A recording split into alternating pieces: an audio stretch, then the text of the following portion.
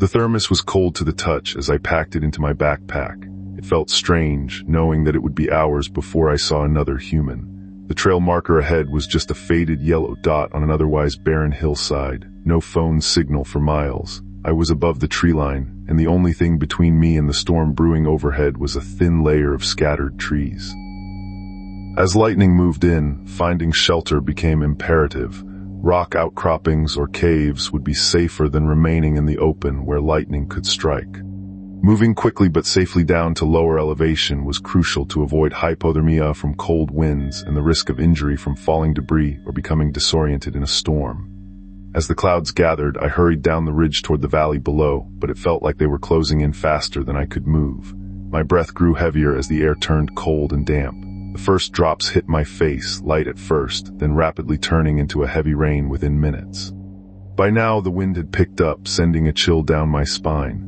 With lightning flashing overhead, it was crucial to find lower ground or a sheltered spot quickly to avoid the dangers of a lightning strike in an exposed area like the tree line. I found a small copse of trees near the base of the ridge, but there was no proper shelter here, just an open slope stretching into the darkening horizon.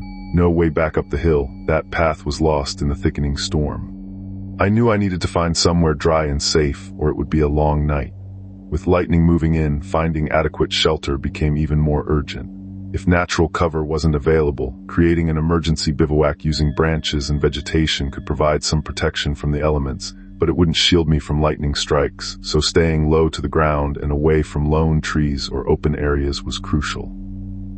The rain intensified, each droplet seeming intent on pushing me back up the mountain. Visibility plummeted, reducing the landscape to a blur. Distant thunder rumbled ominously, quickening my pulse. I pressed on, scanning desperately for any hint of cover or a safer elevation as I descended the slope, but there was nothing, just open ground stretching out in all directions under a black sky. No trees, no rocks, no caves, just me and the storm. If caught in an exposed area during lightning, immediately seek lower ground if possible to avoid direct strikes. Avoid lone tall objects like trees or poles and stay away from bodies of water. If shelter is unavailable, crouch down with feet close together and wrap your arms around your knees, minimizing contact with the ground to reduce risk of step potential difference in case of a strike nearby. My clothes were soaked through, sticking to my body like ice. I could barely feel my fingers due to the extreme cold. The wind howled as if it was laughing at me, sending raindrops stinging against my face. Every step was a battle against the elements. My feet slipped on the muddy ground and I stumbled and fell, hitting the wet earth hard. Hypothermia is a serious risk in such conditions, so it's crucial to find shelter immediately or build an emergency survival shelter to protect yourself from the wind and rain. I knew this was bad. Hypothermia can set in quickly even with moderate exposure, and being caught above the tree line during a lightning storm is extremely dangerous. Panic clawed at my chest as I tried to regain my footing. The wind was relentless, pushing me back up the slope. I couldn't stay there, it would only get worse. Quickly assessing my surroundings, I looked for any low-lying areas or dense vegetation where I could find shelter from both the lightning and strong winds. But where could I go? A small rock formation caught my eye ahead, a jumble of boulders piled against each other. It looked like it might offer some protection from the worst of the storm. However, staying near exposed rocks during lightning is extremely dangerous due to the risk of being struck. I started making my way toward lower ground with more vegetation cover instead, but every step was agony. The wind battered me sideways and I had to fight to stay upright. I finally reached the rocks. They were rough and jagged, but they offered a slight shelter from the relentless wind and driving rain. I huddled against them, trying to shield myself as best I could. Even here, the storm's fury seemed unrelenting. The sound of thunder echoed around me, each crack sending shivers down my spine. It was crucial to find or create better protection quickly to avoid hypothermia in these conditions. I knew I needed fire, but there was no dry wood anywhere in sight. Every scrap of vegetation was drenched and heavy with water. My matches would likely be useless since they'd also be wet. Without shelter or a fire to keep warm, I faced the dangers of cold, rain, and darkness.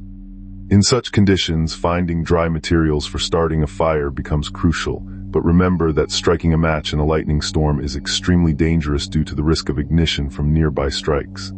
Seek out natural shelters like caves or rock overhangs if available and wait out the storm safely. I tried to calm myself. Panic wouldn't help me now. I needed a plan. The rocks might offer some respite from the wind, but that wasn't enough. A proper shelter was essential if I wanted to survive this night. But where could it be?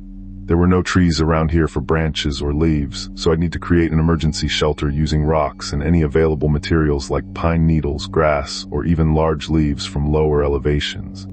Since lightning poses a significant risk in open areas, finding a low spot or a depression in the terrain could provide better protection than being out in the open. I started searching for anything that might work as kindling. Even a small stick or piece of bark would help start a fire if it wasn't too wet, but the ground was slick and covered in mud. Every scrap of wood I found was soaked through, making it unusable for starting a fire. My fingers were numb from the cold, struggling to grasp anything at all. The rain intensified, battering against me with renewed force. The wind howled louder than ever before.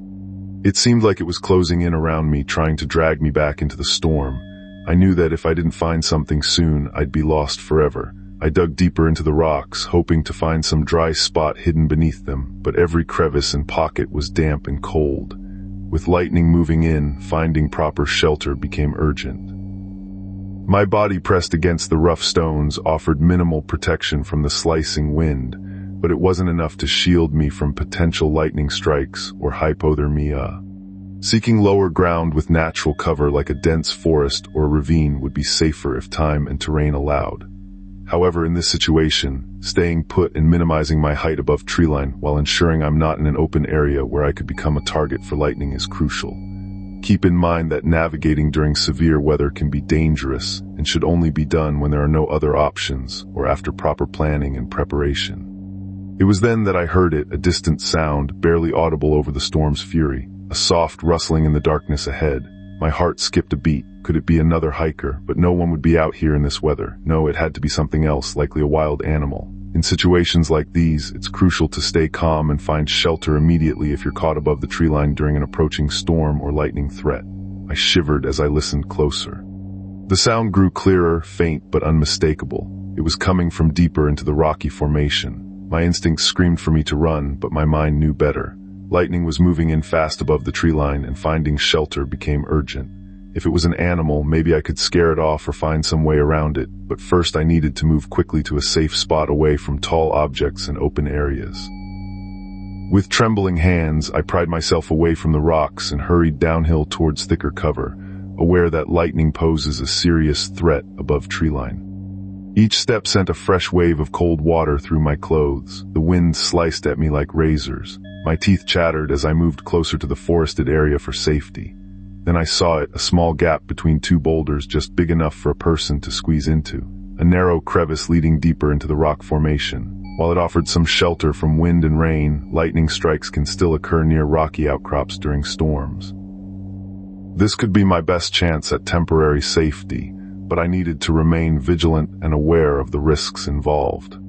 I hesitated for a moment, then forced myself forward. The gap was tight and dark, hard to see what lay beyond, but it was better than staying exposed in an area prone to lightning strikes. With each step, I felt my heart racing faster. Every sound echoed back from the rock walls around me, a haunting symphony of danger and despair.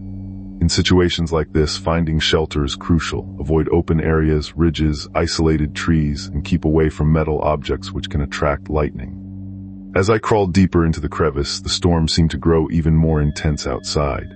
The wind howled like a beast trying to drag me back out into its grip, but in here it was quieter, just the soft drip-drip of water echoing off the rock walls above.